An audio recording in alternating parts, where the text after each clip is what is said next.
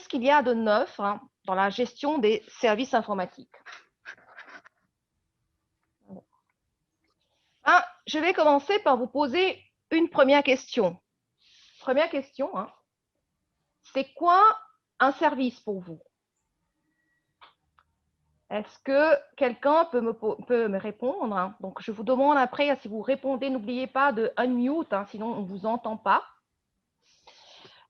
Qu'est-ce que c'est qu'un service pour vous? Bonsoir à tous. Pour moi, un service, vous m'entendez? Oui, je présume. Oui, on vous entend très bien. Ouais, parfait.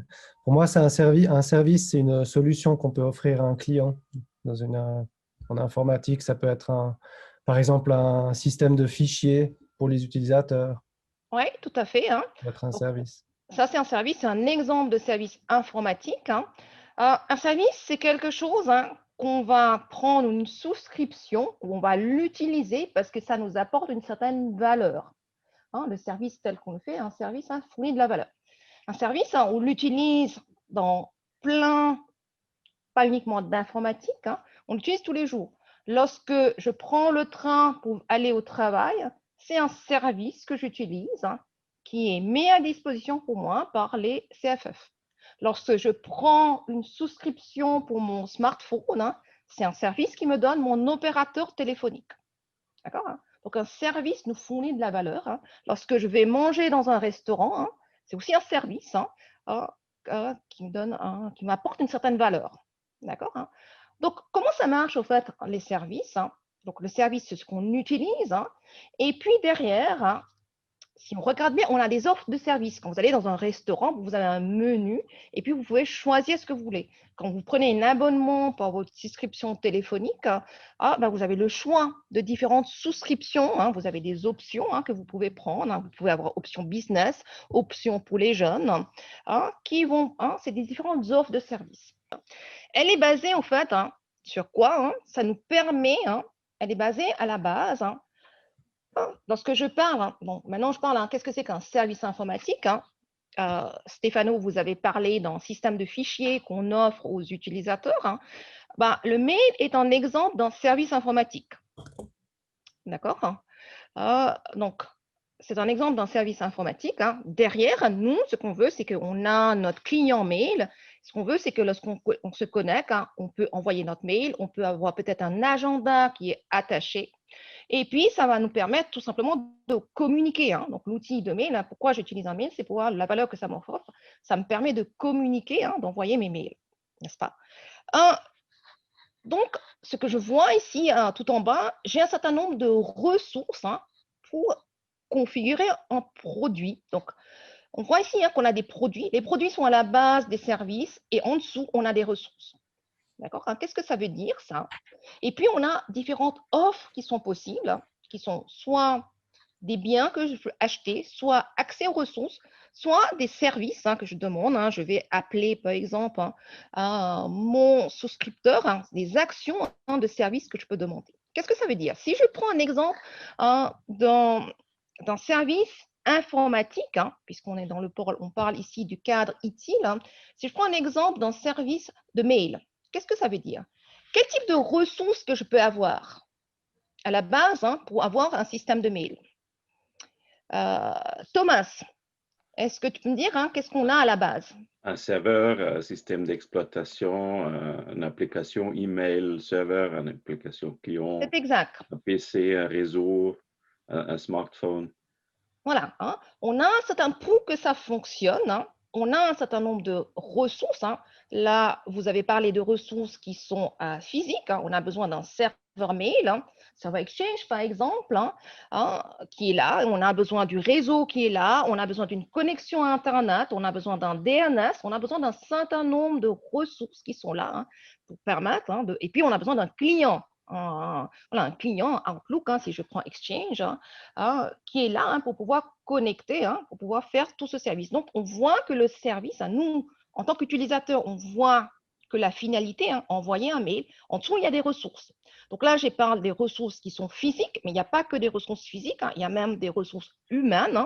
Donc, on a besoin des gens qui vont maintenir le serveur, qui vont faire des updates, qui vont faire un certain nombre de choses pour maintenir, qui vont configurer les utilisateurs, pour faire que le produit, que le produit en fait, qui va être là, qui va être utilisé, le mail qui va être utilisé, soit configuré, soit on a les bons accès. Voilà, qu'est-ce que c'est qu'un service informatique. Donc, on a les ressources qui sont bas. Ensuite, on a des produits. Les produits, dans le cas de mail, ce sera le client qu'on installe. Donc, si je prends Exchange, c'est mon client Outlook. Mais ça peut être un client Internet, ça peut être un web app. Ça peut être le Outlook Web Access, par exemple. C'est deux types de façons que je peux accéder à mon mail. Les produits sont donc à la base de services. Et après, on a ces offres de services qui sont là. Les différentes possibilités, soit j'ai des biens, soit j'ai des accès à des ressources, soit j'ai des actions de service. Les actions de service, si quelque chose se passe mal, j'ai un incident, je ne peux pas utiliser mon mail, je vais appeler le service support et je vais leur demander, je vais leur dire mon mail ne fonctionne pas, qu'est-ce qui se passe? Voilà ce que j'ai lorsque je parle d'un service. Donc, la notion de service, c'est qu'un service est basé sur un certain nombre de produits. Derrière ces produits, on a un certain nombre de ressources physiques ou humaines qui sont derrière pour permettre d'évoluer avec ce service. Alors, voilà, quelques définitions qui sont là. Comment est défini un service? Un service, c'est un moyen, tel que l'est défini dans le cadre ITIL, c'est un moyen de permettre la co-création de la valeur en facilitant les résultats que les clients veulent attendre sans qu'il y ait à gérer les coûts et risques spécifiques. Qu'est-ce que ça veut dire? C'est-à-dire, si je regarde cette phrase, donc je parle de la co-création de la valeur. Co-création de la valeur. Actuellement, on est dans voilà, tel qu'on voit les services, n'importe quel service que vous utilisez, souvent on vous demande un feedback. Est-ce que c'est le cas? N'est-ce pas? On vous demande, vous utilisez, vous allez, vous achetez quelque chose, derrière on vous demande un feedback. Et pourquoi est-ce qu'on vous demande ce feedback-là?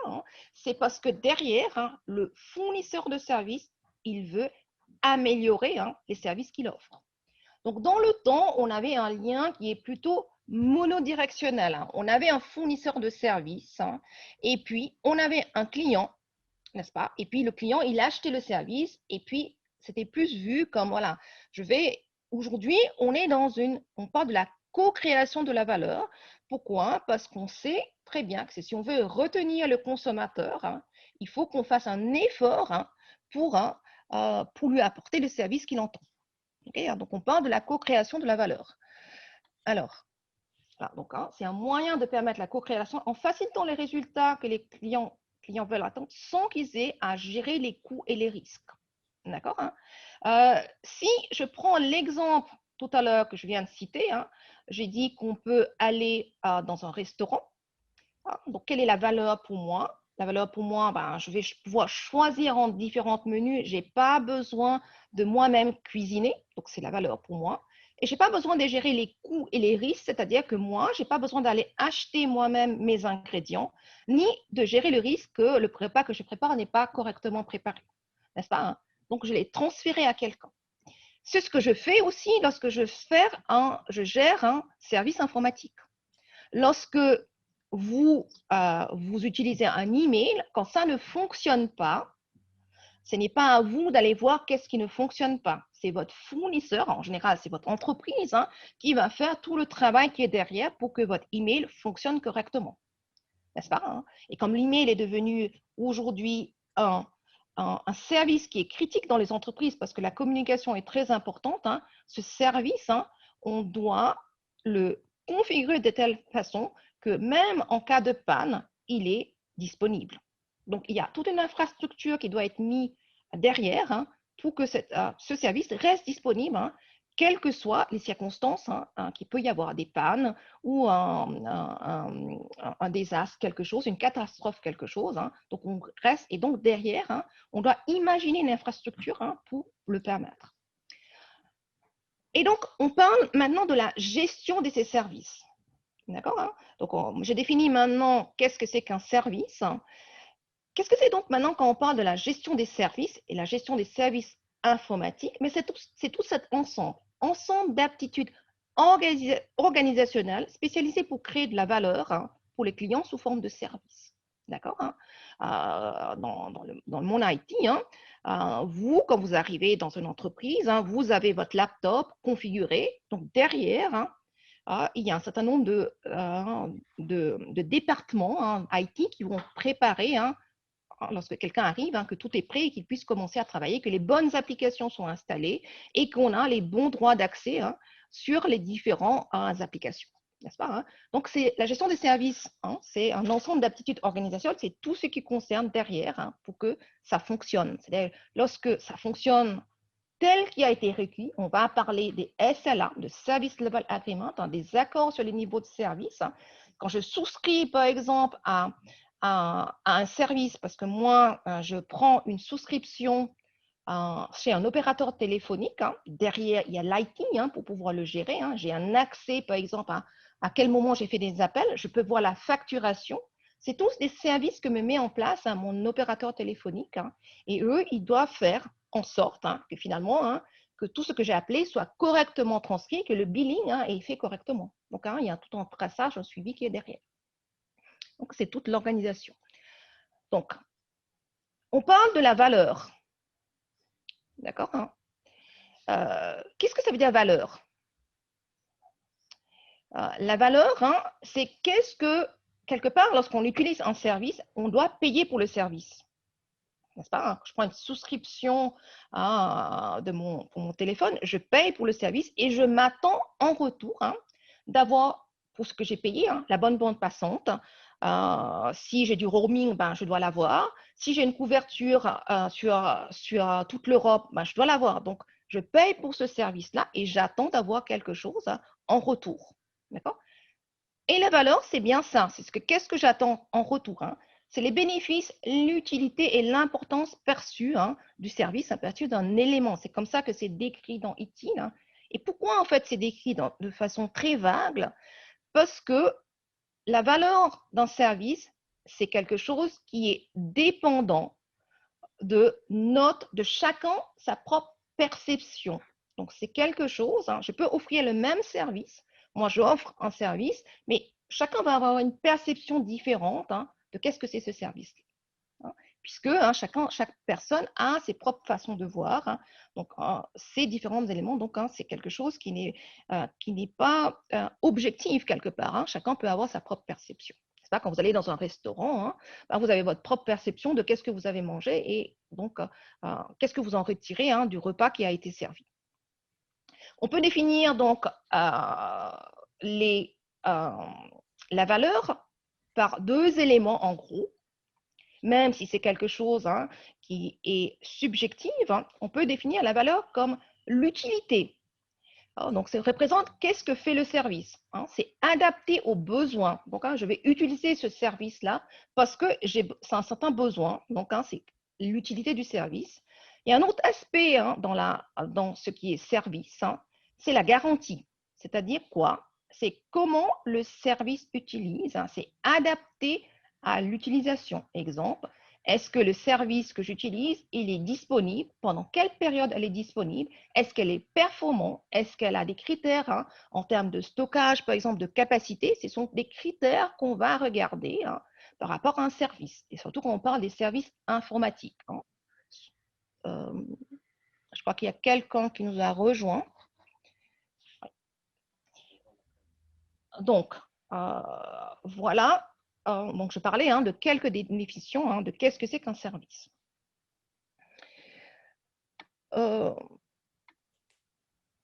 Voilà. Alors, on a souvent des rôles lorsqu'on définit des services. Hein. On a le fournisseur de services hein, et puis on a des consommateurs de services. Hein. On a des rôles en général qui sont utilisateurs. L'utilisateur, son rôle, il va utiliser le service, n'est-ce pas? On a souvent un rôle qui est sponsor. Le sponsor, en général, hein, il va avoir un budget hein, pour développer le service, n'est-ce pas? Et puis, on a le rôle de client, qui lui, hein, donc le sponsor, en général, il a le budget hein, pour faire ça. Et le client, c'est lui qui va spécifier hein, les besoins utilisateurs pour le service. Pour vous donner un exemple, j'ai parlé tout à l'heure d'opérateur téléphonique. Hein. Si je prends le cas où je vais acheter un abonnement chez un opérateur téléphonique pour mon fils. L'utilisateur, c'est mon fils parce que c'est lui qui va utiliser tous les jours, n'est-ce pas? C'est moi qui définis quel type de paquet je vais lui acheter. Donc, je vais définir, on va un profil jeune avec du roaming ou pas. Donc, je suis client puisque je définis le besoin. C'est moi qui le définis. D'accord? Ensuite, le sponsor, si je prends la carte de crédit de mon conjoint pour payer, c'est lui qui est sponsor. Donc, je vais vous donner un exemple très simple. Donc, le sponsor est celui qui a le budget, l'utilisateur est celui qui utilise le service, et puis le client est celui qui spécifie les besoins. Donc, je parle de ces différents rôles parce qu'on va voir lorsque on va mettre en place un service, on a souvent ces trois interlocuteurs, ils n'ont pas les mêmes perceptions du service. D'accord? Alors, qu'est-ce que c'est que ITIL? Donc, maintenant que j'ai défini qu'est-ce que c'est qu'un service, ITIL, c'est un guide de meilleures pratiques dans la gestion des services informatiques. Donc, ITIL, ça représente IT Infrastructure Library. Et donc, ça permet, c'est-à-dire que finalement, on voit qu'un service informatique, j'ai pris l'exemple du mail tout à l'heure, c'est basé sur un certain nombre d'infrastructures, des gens qui y travaillent, de la maintenance à faire, et les applications, il faut que ça fonctionne. Et comment ça fonctionne? Pour faire que l'ensemble fonctionne, on a mis en place ITIL, donc qu'est-ce que c'est? C'est un guide de meilleures pratiques, c'est-à-dire qu'est-ce qu'on doit faire, comment est-ce qu'on doit organiser les différents départements, quels sont les processus qu'on va mettre en œuvre dans l'entreprise pour assurer que les services que je donne sont vraiment adaptés aux clients et donnent le meilleur service à la meilleure efficience possible. C'est ce qu'on essaie de faire avec ITIL. Donc, voilà ce que c'est ce cadre ITIL. Donc là, j'ai un exemple on parle en fait de modèle de relation de service. Souvent, on dépend souvent des autres fournisseurs de services. Exemple, aujourd'hui, je donne cette présentation, finalement, j'utilise Zoom, qui est un outil, voilà, mais on a un service, on a une souscription avec Zoom pour pouvoir donner cette présentation. Du coup, je dépends de cette souscription avec Zoom. C'est juste un exemple très simple. Si jamais vous venez, si je prends l'exemple de ITIL, ITIL, elle est développée par Axelos. C'est eux qui développent le framework Axelos. On va en parler tout à l'heure avec le nouveau framework qui était arrivé l'année dernière, en 2019, en octobre 2019. Eux, ils travaillent en partenaire avec différentes sociétés. Ils travaillent, par exemple, en partenaire avec PeopleCert. Donc, si je prends exemple, vous venez suivre un cours ITIL chez Digicomp, finalement, avant que le cours puisse avoir lieu, il y a toute une chaîne de relations qu'on peut avoir. Exemple, ici, l'organisation A va être Axelos qui développe le framework de ITIL, n'est-ce pas?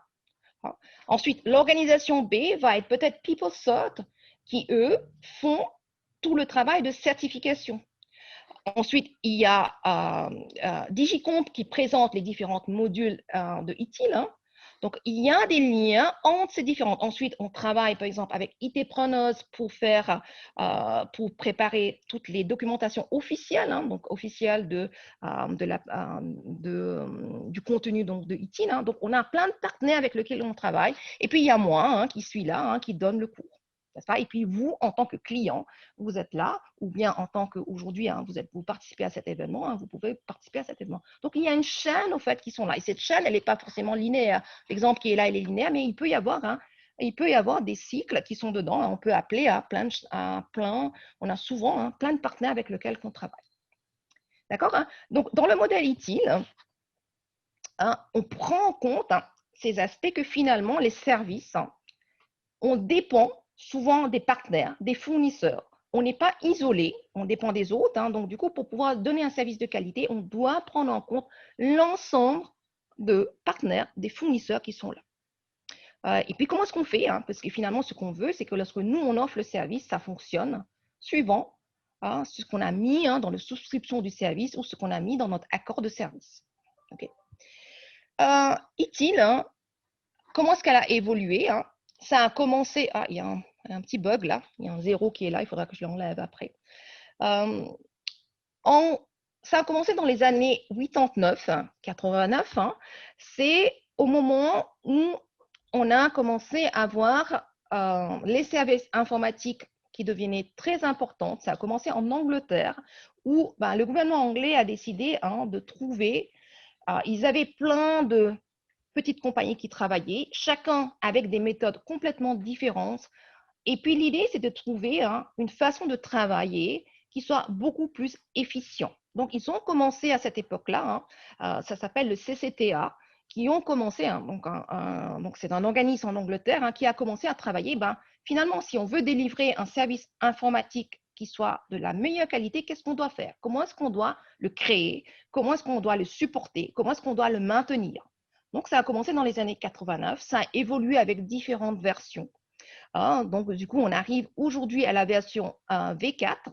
Aujourd'hui, ça a eu entre-temps différents partenaires en fait, qui ont travaillé, qui ont développé le framework. Aujourd'hui, le framework est développé par Axelos. Et le nouveau framework donc, est arrivé donc, l'année dernière, en 2019. On a eu l'année dernière la première version qui était la version Foundation, en tout cas la base qui était là. Et aujourd'hui, tout dernièrement, tout récemment, ils ont annoncé au fait les différents modules qui ne sont pas la base, mais les différents modules intermédiaires qui existent dans ITIL. On va en parler par la suite. Donc voilà, qu'est-ce que c'est ITIL? Alors, peut-être que je peux... donc, je vais continuer avec la présentation pour faire une comparaison de comment... Donc, on a vu que le framework a évolué. On voit aussi que l'IT évolue donc, de façon très rapide finalement. Si on regarde, on est passé de mainframe, voilà, on est passé après à l'ordinateur, le desktop. Aujourd'hui, on est au laptop et demain, on sera dans le cloud. Donc, on voit que l'évolution de l'IT, ça évolue très vite et les outils changent. Donc, du coup, le framework ITIL, ce qui était dans les années 89, elle n'est plus adaptée à comment est-ce que l'IT est en train d'évoluer.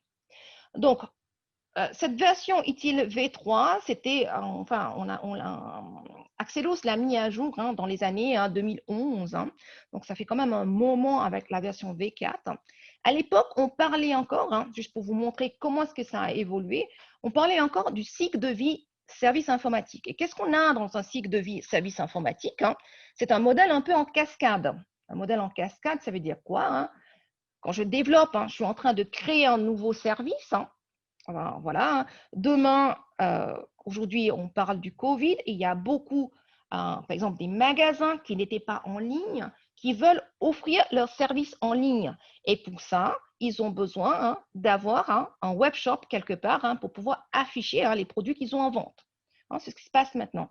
Et comment est-ce qu'on le faisait au fait? Si je vais développer un web shop avec cette version V3, on parle de la stratégie des services. Qu'est-ce que je vais offrir?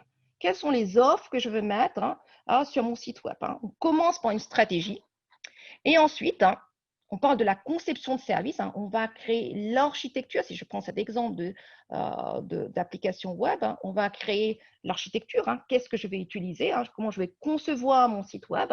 Quel est le front-end que je vais avoir? Quel est le back-end que je vais avoir? Donc, je vais le concevoir. Ensuite, on va passer dans la transition de service. Qu'est-ce que c'est la transition de service qui est là? Je vais construire le service. Je vais construire l'application. Je vais le tester et puis je vais le mettre en production. D'accord?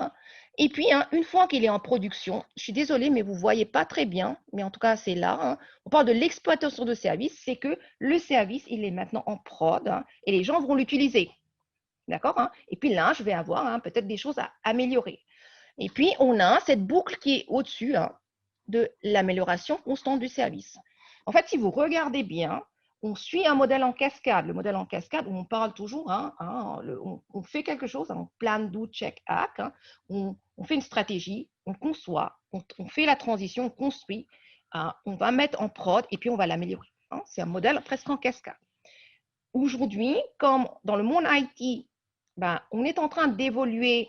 Vous avez tous entendu parler, on est en train d'évoluer vers un monde beaucoup plus agile, dans un monde beaucoup plus digital, où on n'a pas un modèle en cascade, mais un modèle beaucoup plus itératif.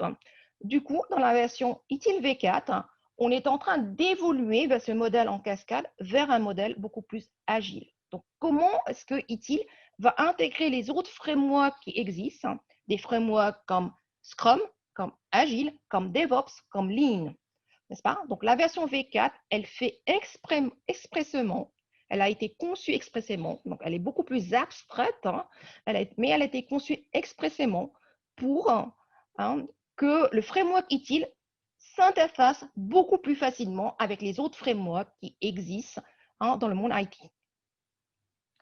C'est l'évolution qu'on existe hein, dans cette ITIL V4. Okay. Alors, donc ça, c'était la version V3. Et dans la version V3, on parlait des processus et fonctions. D'accord hein? Pour certains d'entre vous, je ne sais pas si certains d'entre vous sont certifiés ITIL V3, mais peut-être, hein, on parlait, qu'est-ce qu'on fait dans la stratégie? Ce qu'on fait dans la stratégie, il y a toujours les finances, il y a les portfolios, hein, il y a gestion de la demande, gestion de la relation business. Hein. Après, dans la conception, on parle de quoi? On parle une coordination de la conception, on parle d'un catalogue de services, hein, on parle de la disponibilité, capacité, continuité des services, sécurité des services. Hein, c'est tous les éléments, en fait, hein, lorsque je conçois une architecture d'un service, sur lesquels je dois me poser un certain nombre de questions. D'accord hein? Dans la transition des services, hein, on parlait de comment est-ce que je mets en prod, comment est-ce que je fais des tests, quand je fais des changements, quels sont les aspects que je dois faire, comment est-ce que je gère mon infrastructure. Hein. Donc, c'est différents processus qui sont là. Et puis, dans l'exploitation, c'est pour ça qu'ITIL a été vraiment très adopté dans le monde industriel, parce qu'elle a mis en place tout ce qui concerne des processus qui sont incidents. Exemple, vous avez tous eu un incident à un moment donné. Qu'est-ce qui se passe quand vous avez un incident? Vous prenez votre téléphone, vous appelez un support. Qu'est-ce qu'ils vont faire? Ils vont créer un ticket. N'est-ce pas? Ils vont ensuite rentrer un certain nombre de données. Pourquoi vous avez l'incident? Et puis, ça va passer après à… voilà. S'ils peuvent répondre directement, le service support, ils vont répondre, ils vont fermer le ticket.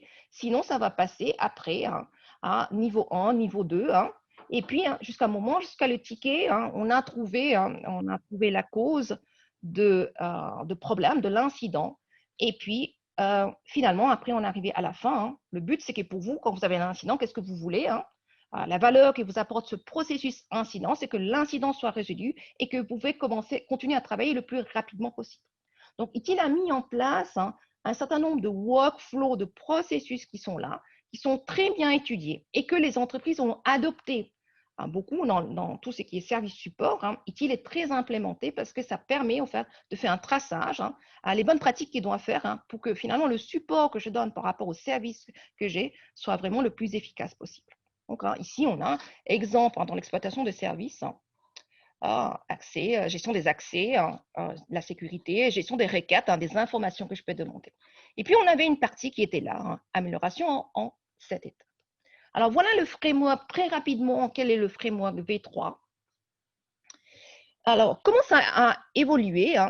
Donc, qu'est-ce qu'on veut faire de ce changement donc, dans la partie V3 vers la partie V4?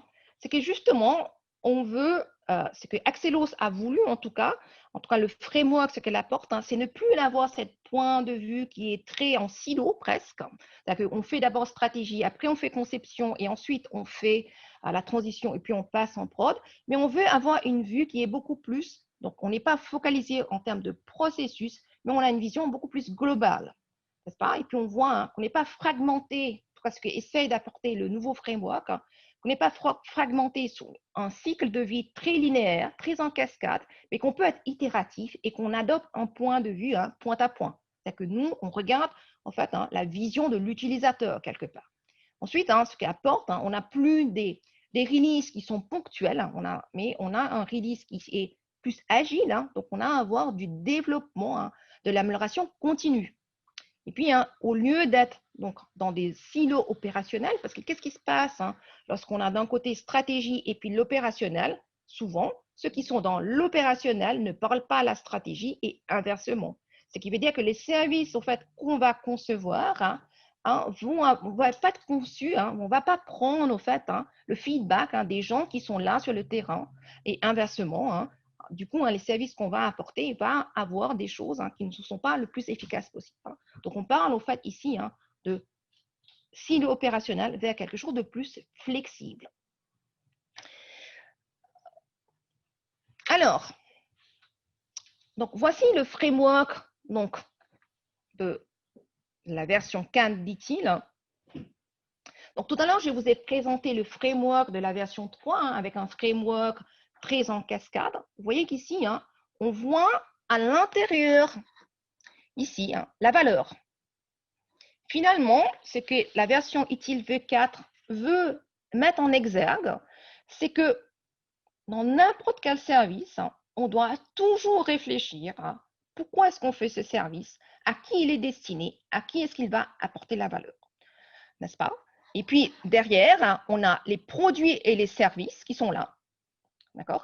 Donc, on crée des produits et des services, mais elle doit toujours avoir une valeur business. Comment est-ce qu'on va créer ces produits et services? On a des organisations et des personnes. Donc, on a une organisation. Chaque compagnie va être organisée différemment. On a une culture d'entreprise. Tous ces éléments-là sont importants lorsqu'on va créer les services. D'accord? On va travailler avec un certain nombre de partenaires et des fournisseurs pour créer un service.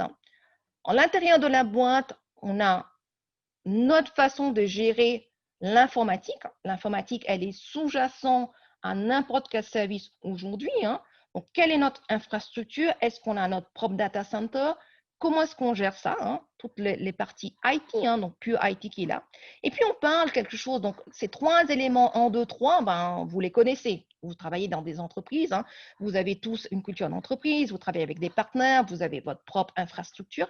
Et puis, on parle de quelque chose qui est là, qu'on appelle de flux de valeur. On va voir qu'est-ce que c'est cet élément de flux de valeur. On va voir un peu en détail plus tard qu'est-ce que c'est. Alors, chaque entreprise, donc, c'est un peu les 4 piliers de service qui sont là. Et puis, ces 4 piliers, voilà, ces 4-là, elles vont aussi être influencées par d'autres facteurs, qui sont ce qu'on appelle des facteurs qui s'appellent PESTEL. C'est comme ça qu'on le dit, politique, économique, sociaux, technique, juridique et environnemental. C'est ça, c'est PESTEL, P-E-S-T-E-L. Ce sont des facteurs qui sont externes, qui vont peut-être affecter le service que vous allez avoir. Exemple, je reprends l'exemple des opérateurs téléphoniques. Aujourd'hui, on parle de la 5G. Donc, tous les opérateurs téléphoniques, qu'ils soient Swisscom, Sunrise ou Salt, ils sont en train de réfléchir demain, quels sont les services que je vais offrir pour permettre à mes clients d'avoir la 5G. Et puis, comment est-ce que je vais faire le pricing, quel type de service que je vais donner. D'accord? Ils sont chacun, j'ai pris exprès 3 opérateurs, ils ont chacun leur propre organisation, leur propre infrastructure en termes d'antenne, en termes de tous les réseaux qu'il y a en dessous. Ils travaillent avec leurs propres fournisseurs et leur propre processus, on va dire processus métier, flux de valeur, processus métier qui sont là. Mais ça va être impacté par des facteurs qui sont, exemple, environnementaux. Pourquoi? Parce qu'il y a des gens qui ne sont pas contents. Pourquoi? Parce qu'on a la 5G et qui peut avoir des problèmes de santé.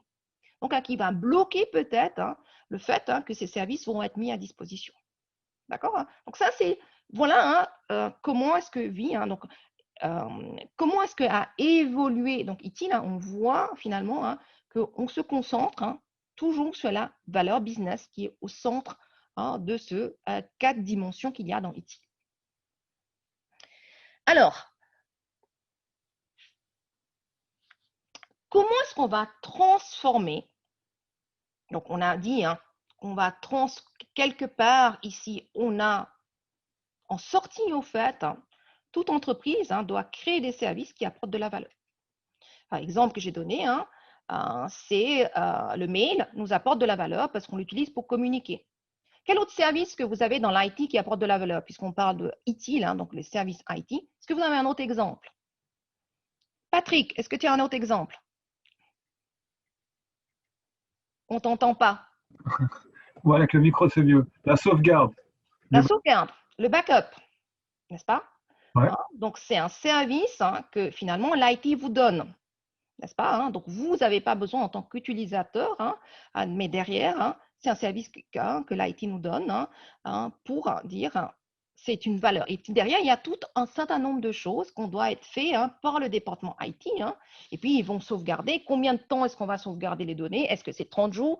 Est-ce que c'est une année parce que c'est des données confidentielles? Enfin, voilà, plein d'aspects, des règles qui sont derrière, qui sont là. Par exemple, ce qu'il y a dans mon mailbox, combien de temps c'est sauvegardé? D'accord? C'est un certain nombre de règles qu'on va mettre en place derrière. Donc, l'idée, en fait, ce qu'on appelle ici, donc ici, il a introduit ce qu'on appelle un système de valeur de service. Le but, en plus simple, c'est un SVS. L'objectif de ce SVS, c'est de transformer toute opportunité qui est là en quelque chose qui est de la valeur. D'accord? Donc, on traverse donc, ce SVS, ce système, elle est là pour transformer une opportunité en valeur. J'ai besoin de faire un backup. Qu'est-ce que je dois faire pour m'assurer que derrière que le backup est fait? Et je passe à travers une chaîne de valeur. Donc, au centre de ce SVS, on va voir qu'est-ce que c'est après, une chaîne de valeur. Cette chaîne de valeur, si je fais un zoom dessus, donc je reviendrai sur ça, le système de valeur, donc le SVS, pourquoi est-ce qu'il a été créé sous forme un peu de poupée russe? Vous voyez, au centre, il y a la chaîne de valeur et puis autour, il y a plein de composants qui sont là. Ça a été fait expressément pour encourager la flexibilité et que les gens ne travaillent pas en silo, puisqu'on a dit qu'on est en train, que l'IT est devenu un monde beaucoup plus agile. D'accord? Donc, c'est pour donner un accès plus facile à l'information. Voilà. Donc, les silos, quels sont les désavantages des silos? J'en ai nommé quelques-uns. Les silos en général, ça réduit l'efficacité, ça augmente les coûts, ça rend la transparence, la communication plus difficile, la collaboration plus difficile. Les organisations incapables de tirer parti des opportunités et puis rend la décision inefficace en raison d'une visibilité qui est limitée ou des agendas qui sont cachés. Donc, le but de SVS, c'est vraiment que l'information devienne plus transparente et qu'on peut travailler de façon beaucoup plus agile. Donc, au centre de ce SVS, on a la chaîne de valeur. Comment est-ce qu'on va transformer une demande ici en valeur? Finalement, je vais avoir un certain nombre d'activités qui sont décrites là. Première activité qui est là, c'est impliquer. D'accord? Donc, une demande. Voilà, si je reprends l'exemple de Patrick, j'ai besoin de faire un backup de mon système. Okay, donc, c'est une demande qui existe dans l'IT de pouvoir faire des backups. D'accord? Impliquer, c'est quoi? C'est en général, je discute avec mes parties prenantes pour savoir quels sont mes besoins. D'accord? Je vais peut-être demander ou peut-être qu'on me demande de restaurer un backup, n'est-ce pas? On me demande de restaurer un backup, je vais poser la question, finalement, je vais avoir une conversation avec celui qui demande le service pour savoir qu'est-ce que vous voulez exactement. Donc, dans cette partie impliquée, cette activité, donc la chaîne de valeur, il y a 6 activités. La première, c'est toujours impliquer. On commence souvent, vous voyez que la demande, elle passe par impliquer parce que j'ai une discussion avec les parties prenantes de quel service que vous avez besoin. D'accord? Ensuite, il y a des activités planifiées. D'accord? Quand j'ai un service, je vais devoir le planifier, c'est-à-dire, je reprends l'exemple de la 5G. Si demain, je vais devoir offrir un offre de service pour la 5G, moi, en tant qu'opérateur téléphonique, je dois planifier. Je veux dire que dans 2 ans ou dans une année plutôt, je vais avoir une offre de 5G sur mon site. Les gens peuvent prendre un abonnement, mais derrière moi, je dois faire tout un travail en termes d'infrastructure, en termes de couverture de mon réseau. Voilà, plein de choses que je dois faire en termes de comment est-ce que je vais faire le billing. Je dois planifier toutes les choses là. Ensuite, une fois que j'ai planifié, je prends l'exemple de la 5G, je vais concevoir et transitionner. Concevoir et transitionner, c'est quoi? Je construis le service. Je construis, je regarde les ressources que j'ai besoin. Donc, je construis le service dedans, je le construis, je le teste. Je crée toutes les livrables, au fait, ici pour mon service. Quand je fais, en fait, en faisant ici, concevoir et transitionner, peut-être que je travaille, obtenir et construire, c'est quoi? C'est, je peux travailler avec des fournisseurs de services. Je ne suis peut-être pas tout seul à faire le service, donc soit j'obtiens d'un fournisseur de services, ou bien je le construis moi-même. Je prends une application web shop, que j'en ai parlé tout à l'heure. Finalement, si je prends l'exemple que j'ai dit que maintenant dans le Covid, des magasins veulent créer, être en ligne, d'abord, j'ai cette discussion avec eux. D'accord? Qu'est-ce que vous voulez qu'on mette en ligne? D'accord? Je suis impliqué. Ensuite, je vais planifier. Je planifie qu'est-ce que je vais avoir, quel est le front-end, quels outils que je vais développer. Je vais le concevoir, je vais le construire, le tester. Mais dedans, peut-être que je dois obtenir quelque chose. Soit je le construis moi-même. Quand je construis, je build from scratch, je vais le construire de zéro. Ou bien je vais obtenir déjà quelque chose qui existe et je vais simplement le customiser. N'est-ce pas? Donc, je peux avoir différentes façons de faire. Une fois que c'est là, et après, j'ai fournir et soutenir, je le mets en prod. Et lorsqu'il y a quelque chose qui me passe mal, mon client il peut m'appeler en me disant « Ah, maintenant, ça ne marche pas » ou « Qu'est-ce qu'il y a un bug dans le système ?» C'est à moi de le corriger. Donc, après, qu'est-ce qui se passe? Une fois que j'ai fait tout ça, mon produit et les services, il est là. Et ça me donnait la valeur qui est quoi? Que les gens peuvent se connecter au site web pour faire des achats en ligne. Alors, vous avez vu ici, et puis on a cette activité qui est ici, qui est améliorer mon service. C'est-à-dire que je vais rajouter des fonctionnalités, exemple, dans mon site web, des nouvelles fonctionnalités. Je peux faire des statistiques, par exemple, pour ajouter des nouvelles fonctionnalités. Je regarde juste l'heure. Donc, c'est bon. Pour rajouter des fonctionnalités dans mon service. Si vous regardez ici, elle n'est plus sous forme linéaire. Je ne dis pas que je fais impliquer, ensuite planifier, ensuite concevoir, ensuite obtenir, fournir et avoir le service et ensuite la valeur. Je peux avoir quoi? Pour transformer une demande en un service donné, je peux suivre un chemin. Là, vous avez vu, j'ai mis plusieurs chemins, mais je peux boucler. D'accord? Je peux faire plusieurs fois quelque chose et ensuite, je vais délivrer le service. C'est-à-dire, ces activités-là, je peux le faire dans n'importe quel ordre et dans n'importe quelle façon. C'est-à-dire qu'ici, j'ai un exemple. Si je prends cet exemple-là, voilà, j'appelle, j'ai un incident, il y a ma souris qui ne répond pas. C'est un incident. Qu'est-ce que je veux faire? Je vais appeler le service informatique pour leur dire que ma souris ne fonctionne pas. Donc, ils vont me dire de tester, etc. Puis, ils vont attendre. Donc, qu'est-ce qui va se passer? Donc, là, quelle activité que j'ai fait? J'ai fait activité impliquée. N'est-ce pas? Donc, je fais l'activité impliquée. Et ensuite, le helpdesk, qu'est-ce qu'ils vont dire? Ah bon, la souris ne fonctionne pas.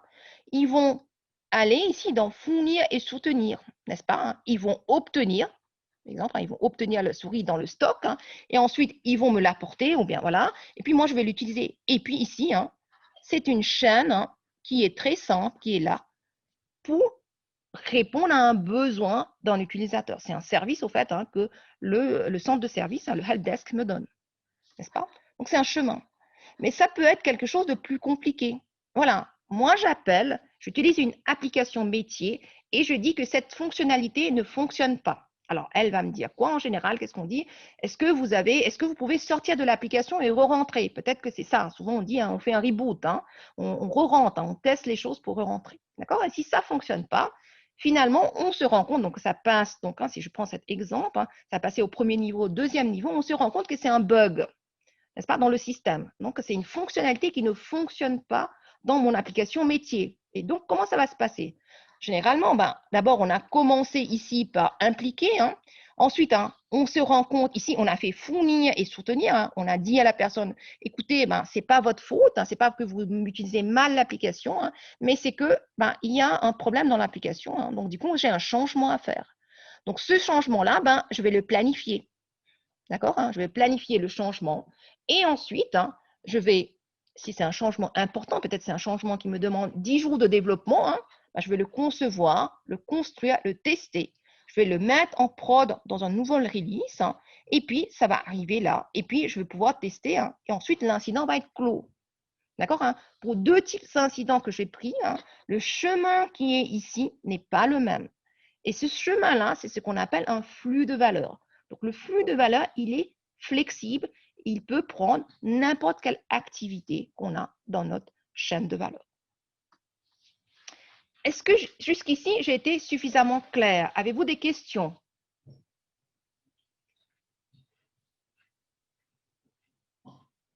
Pas de questions. Alors, je continue. Alors, je vais revenir un petit peu en arrière. Donc, hein, je parlais du SVS et puis de cette chaîne de valeur que je viens de zoomer, hein, qu'on a vu, hein, il y a 6 activités dans cette chaîne de valeur hein, qui me permettent de transformer une demande ou opportunité vers valeur. Opportunité, c'est quoi? Quelle est la différence entre opportunité et demande? Demande, c'est pour je demande un service existant. Opportunité, c'est des nouveaux services que je vais créer. Exemple, hein, que j'ai pris un service, la 5G, qui vont demain arriver. C'est des opportunités qui existent sur le marché hein, que je vais construire et je vais offrir des services qui vont arriver demain. D'accord hein? Donc, je transforme ici hein, opportunité en valeur. Vous avez vu qu'à l'intérieur, hein, il y a cette partie chaîne de valeur, mais tout autour, hein, on parle de la gouvernance, on parle des pratiques. Alors, qu'est-ce que c'est la gouvernance? Qui a une idée de qu'est-ce que c'est la gouvernance? Mira. Oui. Thomas a une question qu'il a mis dans le chat. Est-ce qu'on sait pourquoi conception et transition sont groupées? Alors, pourquoi, je reviens ici, pardon, la question, hein, pourquoi conception et transition sont groupées? Alors, ils ont voulu les définir en 6 activités. Je ne sais pas pourquoi ils l'ont regroupé, mais j'imagine que c'est déjà quelque chose qu'on peut faire de façon itérative. Je conçois quelque chose, je peux construire un prototype, et puis, suivant ce que j'ai construit, ben, voilà, j'ai le prototype, je peux de nouveau concevoir. C'est ce qu'on fait souvent dans les méthodes agiles. Hein. On va construire ce qu'on appelle un minimum viable product, hein, quelque chose de minimaliste, hein, et puis on va continuellement à incrémenter dessus. Du coup, hein, on a cette partie conception et transition hein, qui est de façon itérative. C'est dans le sens continuous delivery. Oui, c'est ça, c'est exactement Okay, ça. merci. OK. Alors, autre question qui est dans le chat peut-être? C'est la seule que je voyais. OK, merci. Alors, j'étais là en train de vous poser la question, hein, c'est quoi la gouvernance? Pourquoi la gouvernance, elle est là? Cette partie chaîne de valeur au-dessus de la gouvernance. Hein, la gouvernance, c'est quoi? C'est que je dois être compliant avec les règles qui existent hein, par rapport à ces services que j'offre. Hein, j'offre un service de la 5G, il y a des règles hein, qui sont là. Hein, j'offre un service e-banking, hein, c'est un service que m'offre ma banque. Finalement, je peux pouvoir accéder à ce service-là pour pouvoir faire mes transactions, consulter mes comptes. Mais derrière, il y a des règles qui doivent être respectées. Des règles de sécurité, premièrement, si je prends l'exemple de la banque, mais aussi des règles par rapport aux transactions qui doivent être faites derrière. Hein. Donc, c'est ce que j'appelle la gouvernance. Donc, n'importe quel service qu'on offre, hein, elle doit être compliant avec ce qui existe dans notre métier. C'est-à-dire, on parle hein, des règles de gouvernance. Hein. Si je prends les banques, hein, c'est la fine main en Suisse hein, qui règle, hein, qui vont s'assurer au fait hein, que le e-banking, le plateforme e-banking que vous avez, suit exactement les règles qui sont hein, dans le métier de la banque. D'accord? C'est ce qu'on appelle hein, qu'un service qui doit être, hein, le service qu'on offre ici, hein, elle doit être ici la gouvernance. On parle ici maintenant des pratiques. Alors, qu'est-ce que c'est que ces pratiques? Alors, ces pratiques qui sont là, on va parler ici hein, des pratiques qui sont, c'est divisé par un certain nombre, voilà, pratiques générales, pratiques de gestion de services, hein, qui sont vraiment au niveau gestion des services informatiques, et puis pratiques de gestion technique. Et si vous voyez bien, si vous regardez bien, ben vous allez retrouver hein, ces pratiques. Hein. Vous allez voir ici, hein, on parle là, gestion des incidents. D'accord hein? Ce qui veut dire que finalement, on en avait parlé tout à l'heure, hein, au tout début, quand j'ai présenté la V3, j'avais dit qu'on avait un processus incident que tout le monde a dû utiliser une fois, n'est-ce pas? Donc, on retrouve au fait hein, ces processus sous forme de pratique. Alors, pourquoi pourquoi en fait Axelos n'a plus utilisé le terme processus, mais a introduit le terme pratique. Finalement, ce qu'il y a derrière, c'est on fait la même chose. Lorsque je parle des incidents, on va demander pourquoi est-ce qu'on a cet incident, on va faire un diagnostic, on va passer au premier niveau, deuxième niveau, et puis on va résoudre l'incident, et puis on va fermer le ticket. On va faire toujours la même chose. Simplement, ils ont voulu rendre, auparavant, parce que vous regardez le processus incident, elle était vraiment écrite dans le marbre. C'est-à-dire c'est un workflow qui est fait et qui est fait exactement. Donc, si vous regardez le processus incident dans la ITIL version 3, vous faites l'incident, vous faites un ticket, vous catégorisez l'incident, vous mettez une priorité et ensuite, vous faites un diagnostic.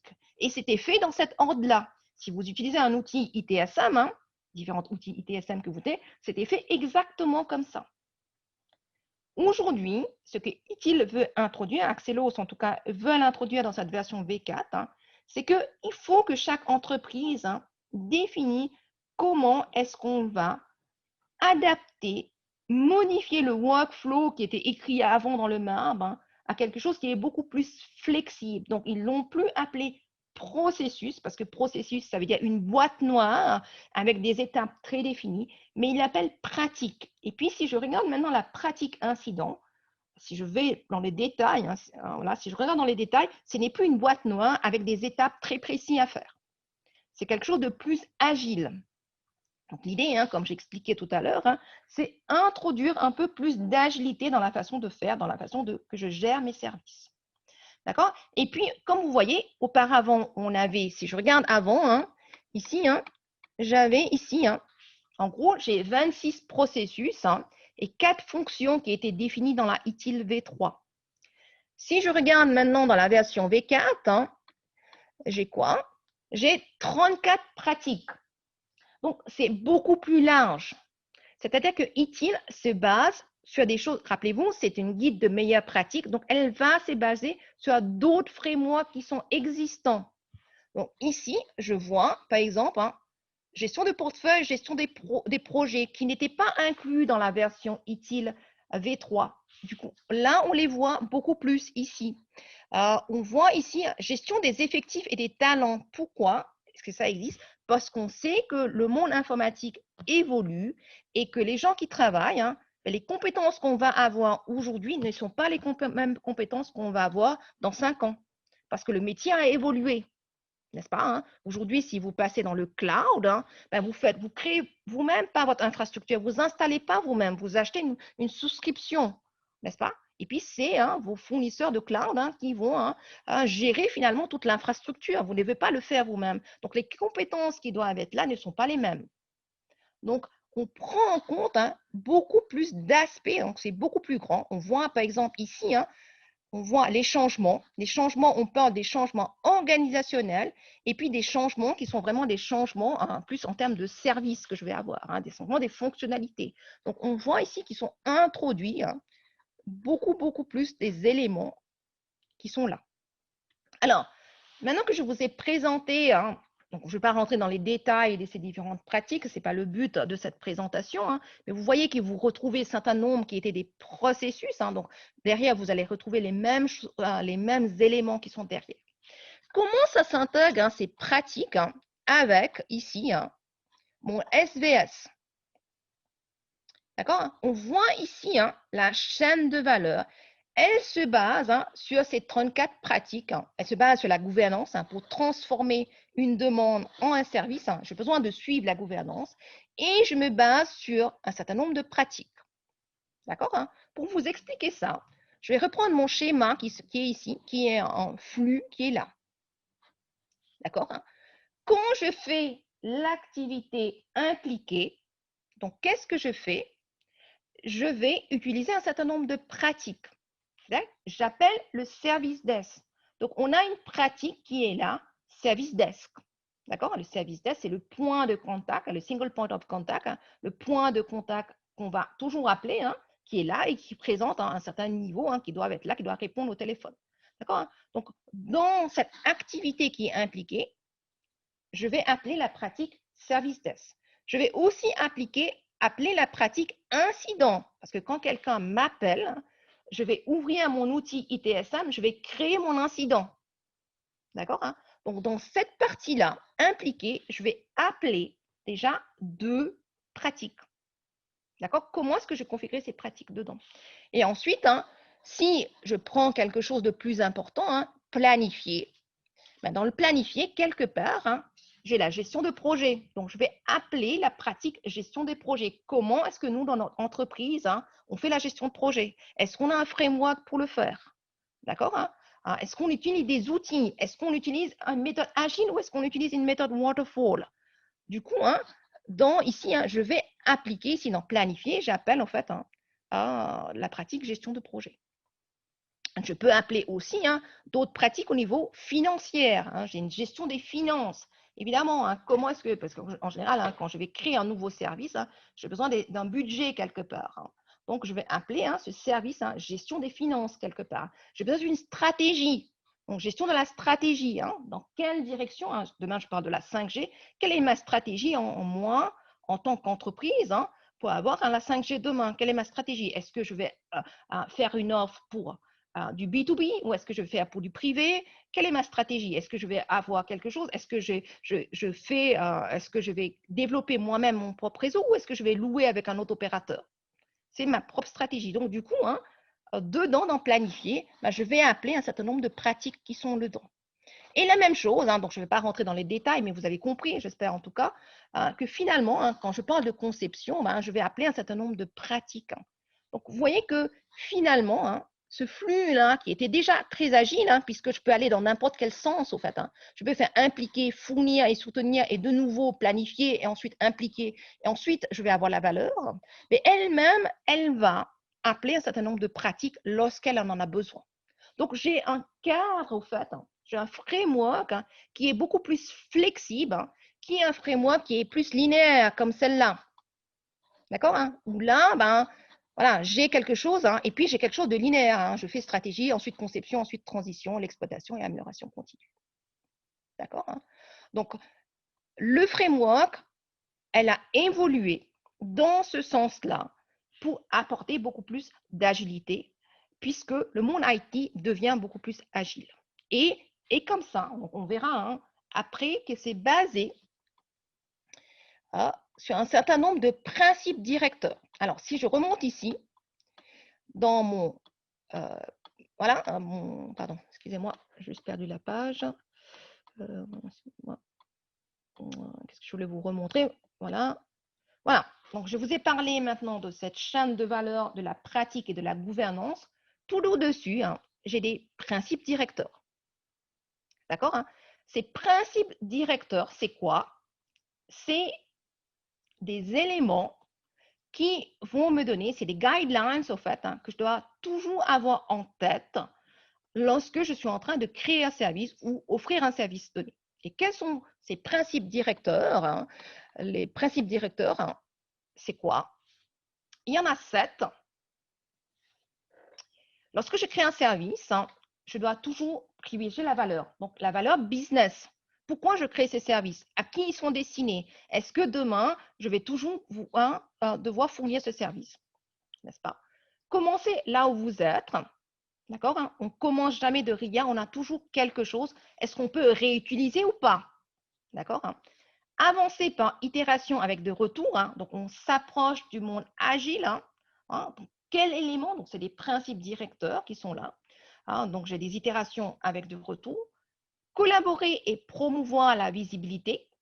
Lorsqu'on parle de la collaboration, donc j'ai une vision holistique. Hein. Après, on dit hein, penser et travailler de façon holistique. Hein. Donc, on a parlé hein, collaborer et promouvoir la visibilité. Tout à l'heure, j'ai parlé que ce cadre utile, elle est là pour éviter les silos dans les entreprises. Donc, qu'est-ce qu'on peut faire hein, pour collaborer mieux ensemble dans l'entreprise, hein, pour éviter les coûts, hein, pour être plus efficace en termes de coûts. Et puis, hein, penser et travailler de façon holistique. Hein. Donc, j'ai une vision globale de mon service. Hein. Je ne suis pas juste dans mon coin en regardant que l'infrastructure, mais je réalise que finalement, hein, le service que je donne, ce n'est pas le serveur que je suis en train de maintenir, ce n'est pas le client que j'installe sur le poste, mais c'est que finalement, hein, ce que le client a à la fin. Hein. Donc, j'ai une vision hein, holistique au fait du service que je donne.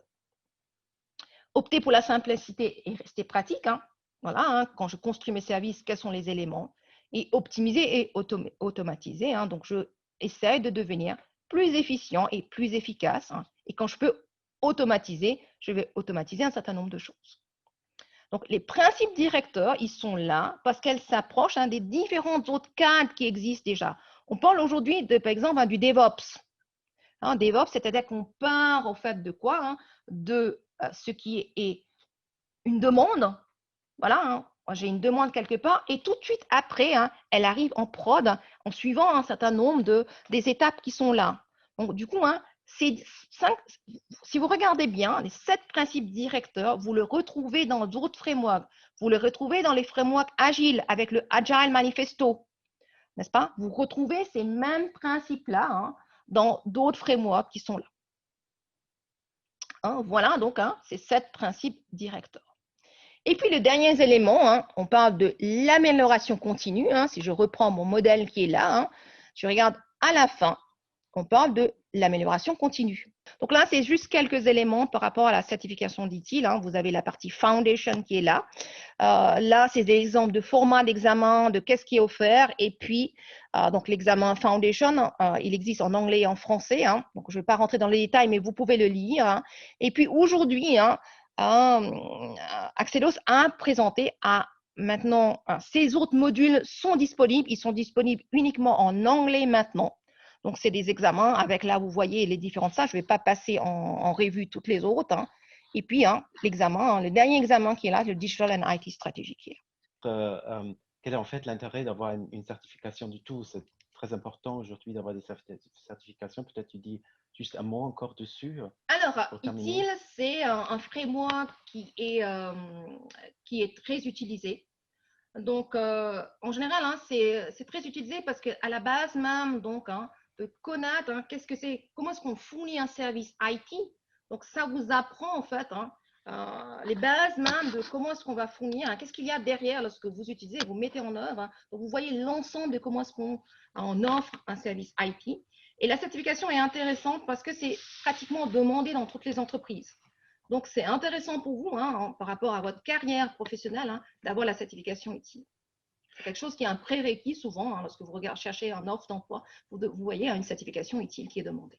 Et Mira, si je commençais avec la version 3, par exemple, qu'est-ce que je fais pour évoluer? Alors, aujourd'hui, si vous avez intermédiaire, non? Voilà. Alors, aujourd'hui, si vous avez la certification V3, donc, comme vous avez vu, il y a un gros changement entre la certification, la V3 et la V4. Hein. Moi, je vous conseille vraiment de refaire la certification parce qu'il y a vraiment beaucoup de choses. Il y a un gros changement énorme hein, entre la V3 et la 4. Hein. Et puis, si jamais vous avez passé des modules intermédiaires, hein, ça dépend combien de points vous avez. Hein. Donc, vous avez un certain nombre de points pour les modules intermédiaires. Hein. Donc là, je vous conseille hein, de voir. Hein, donc ça, on peut en discuter après. Quelle est la meilleure stratégie pour vous hein, si vous avez des modules intermédiaires. Mais vous allez retrouver, donc même si vous avez fait des modules intermédiaires, vous allez retrouver un certain nombre de ces pratiques, hein, les processus que vous avez eus dans les pratiques. Donc, ce n'est pas perdu.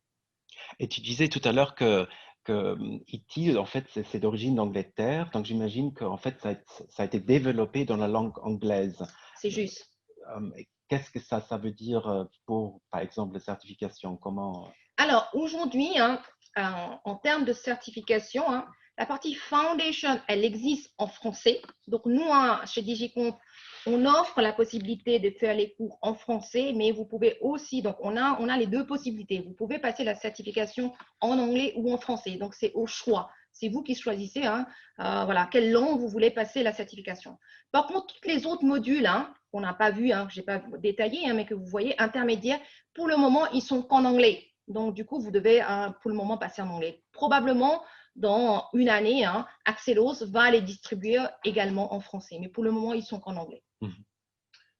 Voilà. Ah, là, il y a encore une question. Oui, tu recommandes la certification pour tout informaticien ou pour certains rôles plus spécifiquement comme gestionnaire ou de projet ou cadre ou depuis l'opérateur de base? Alors, on va répondre peut-être la question. Ouais, vas-y. Ouais, tu veux que je reprenne? Oui. Alors, c'est juste pour dire hein, que voilà, Marc, pardon, Marc qui était ici en présentiel ici, a posé une question, je ne sais pas si vous l'avez entendu, mais il a posé la question, quelle est la recommandation que je dois faire par rapport à, est-ce que c'est recommandé à tout le monde, ou bien si simplement, moi je travaille en termes d'infrastructure, c'est plus intéressant pour moi de faire. Alors, ce que je peux dire, en tout cas la partie foundation, si vous êtes dans l'IT, c'est très intéressant de le faire parce que ça vous explique en gros l'ensemble de qu'est-ce que c'est qu'un service informatique et ça vous donne les bases de comment est-ce que je gère un service informatique du point de vue déjà de l'idée même de besoins qui sont là jusqu'au moment où il est mis en opérationnel où les gens commencent à l'utiliser. Donc, ça vous donne les bases de qu'est-ce que c'est qu'un service informatique. Après, les autres modules intermédiaires, ça dépend un peu de quelle fonction vous avez dans votre entreprise.